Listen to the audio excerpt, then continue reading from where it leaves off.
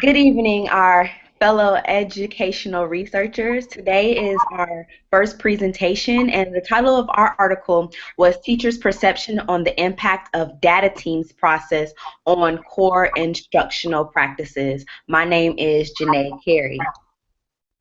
I'm Kelly Caskey. And I'm from Schoonover. We'll be starting today.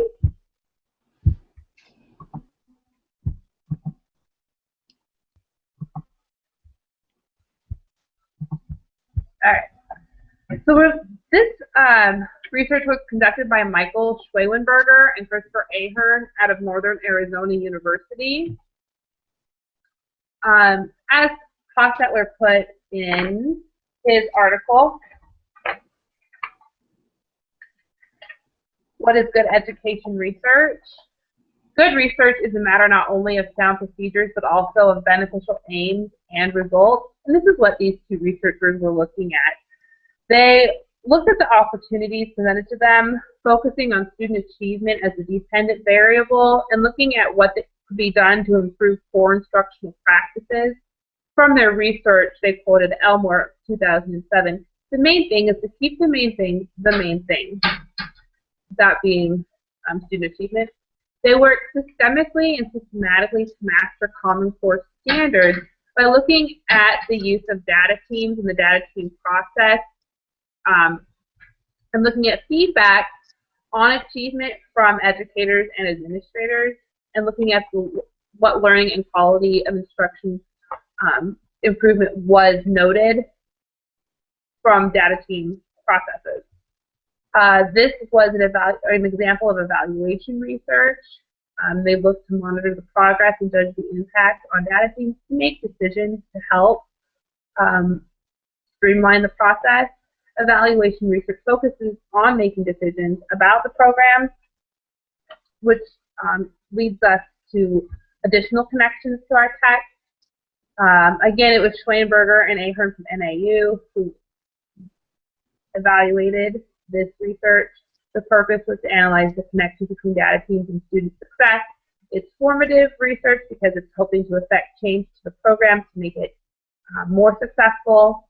The goal of this research was to judge the impact and suggest improvement in the data team process, looking at the 4 subsystems: curriculum, assessment, instruction, and leadership, as well as looking at how alignment could improve student success at the content, grade level, school level, and district level. They began with their literature review, starting with educational reform. Reform reflects economic, social, and political context. It's the evolution of education through the eras of reform, which has led us to our current public education system. In order to have educational reform, there needs to, first of all, be the desire. There also has to be an understanding of life and the school system. In order to have whole system reform, you have to focus on the 4 subsystems: again, curriculum, assessment, instruction, and leadership. Educational leadership is the first subsystem that they approached. Leadership practices are critical to whole system reform. They're critical to whole system success. They have a huge influence on curriculum assessment and instruction systems within their grade levels and within schools.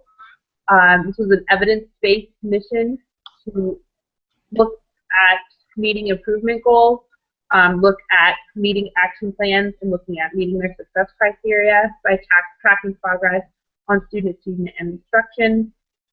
They found, or they thought, that leadership was contingent on the success of alignment, the success in teams, and in looking at shared responsibility and peer learning being imperative to best practices, which leads us to curriculum.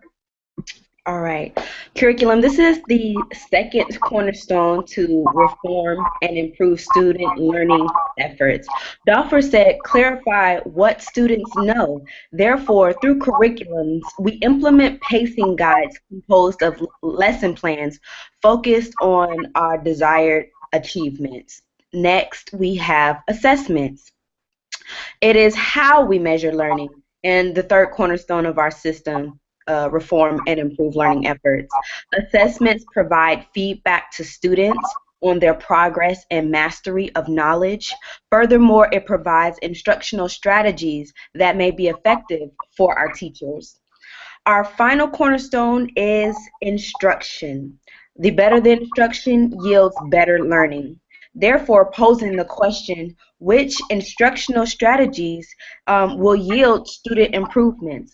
Initially, for students who may not grasp the learning concepts, and for those students who are proficient and seek deeper understanding. These three cornerstones are then put into play using a teaching learning cycle. And the purpose of this is the challenge to develop ways that teachers, principals, and school administrations can work together to use these strategies effectively. Using the core curricular, the assessments, and the instructional practices, they strive to answer the four questions: what must all the students learn? How do you know that they are learning? What instructional strategies to use to make sure that all the students are learning initially, and then how to respond when some students are not learning initially, and how to deepen the understanding of the students that are already proficient. To do this, the teachers will form professional learning communities where they will share leadership and responsibility for the learning of all students, which then produces higher student achievement and quality teaching practices. In these communities, they build foundations of a shared moral purpose and a shared vision for the student's success in future and each other's. Also, they'll be coming up with sets of plans of realistic embedded goals in all of the members and a set of improvement goals. In these communities, there are data teams, which the data teams then focus on evaluative research to then figure out these strategies. It's a way to collaboratively plan for the learning of all students, and to do so, they use a 10-step cycle. And in this cycle, they provide structure, processes, procedures, and protocol to implement the whole school reform. Using the 10-step cycle as well, it is a powerful mechanism to help transform American education, close the achievement gap, and to maximize student achievement. In this 10-step cycle, the data process team will come up with topics that relate to each subject, and then they will break it down into a schedule and to break down into lesson plans and then assessments. They will first have a pre-assessment and then take those scores to chart them and analyze them, and then make SMART goals to then build lesson plans and actual assessments to make sure that all students are learning initially. Using the goals and then the actual pre-assessment, the assessment results, they will use these to create plans to benefit the students' needs if they are needing more help, or if they are already proficient and just need a deepened understanding. Moving on from each unit, they will create an annual curriculum where this will be put into place.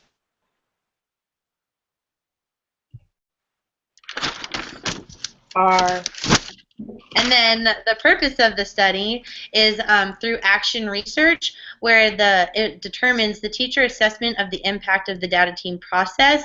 They are basically initially answering the questions: how do data team members assess and impact the data team process on the curricular practices, assessment and feedback practices, student achievement, instructional practices, and the shared leadership in school and district. And this is all done through active research.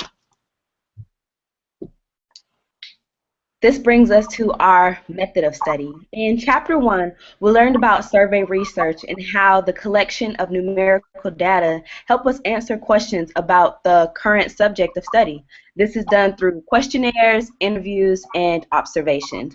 Our method of study consisted in Arizona, comprised of about 5,170 students in grades K through 12.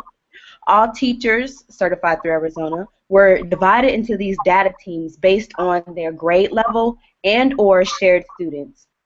Specialty teachers such as music, art, or physical education were divided into their own data team. All data teams met bi-weekly to strategize in the four major areas of system reform: leadership, curriculum, assessment, and instruction. A survey was distributed to 295 teachers, with only 203 returning them. One of the major challenges of survey research are participants' failure to return surveys. It can alter the validity and reliability of data outcomes. 70% returned the survey, therefore yielding strong data. These are the breakdowns of the areas of survey questions. Areas 1 through 5 comprised of Likert scaled questions, and area 6 comprised of 5 open-ended questions. Furthermore, there was a focus group of a random 19 teachers to further examine the benefits and challenges of data teams on a personal level, a collegial level, and on a student level. This brings us to the results. The first 5 sections of the survey, they asked the teachers to answer questions from a rating of 1 to 5, 1 strongly disagree, 5 strongly agree, in the 5 assessment areas. Beginning with preschool, they found the most neutral results in all areas, at just above a mean score of 3. The high school was leans slightly more towards agree at 3.2, followed by middle school at just under 3.4. The elementary school saw the most agreement with the impact of data teams in their school at just over a mean score of 3.6. More specifically, in curricular practices, there were generally positive results, finding that shared practices to ensure all student achievement mastery was the target goal, and focusing on collaboration with planned units and lessons. That collaboration spread the most positive result on student achievement. Then looking at assessment and feedback practices, again mostly positive. They used common student assessment data to plan instruction, especially important on reteaching and intervention as part of encouraging student mastery. Data teams also found that they had generally positive results. There was a correlation between the use of data teams and their impact on learning, especially when it came to collaboration, and found that the focus needs to be on intervention efforts, on reteaching and mastery. In order to make the most out of data teams and the data team analysis, middle school teachers said that they would require more planning and more data team time. With instructional practices, again, there was positive impact reported from all of the levels that were surveyed. Looking at the sharing of practices and materials as the primary indicator of achievement in students. Middle school teachers indicated that time restraints impaired follow-through. Preschool teachers focused on sharing practices and materials. High school teachers that aligned with data team process reported casual connections between strategies and student achievement. The most important thing being alignment and collaboration with instructional practices to help in student achievement. With leadership practices, again, mostly positive, especially in the areas of common student achievement goals, common assessment, common data analysis, and shared responsibility for achievement. When the norms are similar, it makes it for much more valuable data and assessment analysis. In the discussion section, they looked at the premise of their study. The basic premise was that increased teaching quality and increased leadership systems equals student achievement. If we have good teachers and we have sound leadership systems, our kids are going to achieve more proficiently. The revelation from this research was that teachers do favor data teams and that there is a use for data teams in the educational system and in closing the achievement gap. The process, design, and support need improvement. However, especially in alignment, but alignment should start at a grade level or within departments, and then move to a school level data team, followed by a district data team. That the norms need to be committed to and enforced from the district level down to the individual classroom level. But the focus needs to be on improving the quality of teaching and teaching practices, looking for best practices in order to improve student achievement. Our researchers recommended that the data team process be prioritized in the school, especially with structured collaboration between teachers. So the school data team needs to support the grade level data team. The data team should be grade content specific for most effect, and the data teams need more time, and the norms must be established and enforced. Teacher norm adherence, so we need to make sure that teachers buy into data teams, buy into the norms, and adhere to the guidelines. So the school data team needs to be the primary means that which teachers use to improve best practices. The value of the data team assessment the value of data teams was assessed as important for student success by teachers, especially when we look at collaboration and establishing best practices for student achievement.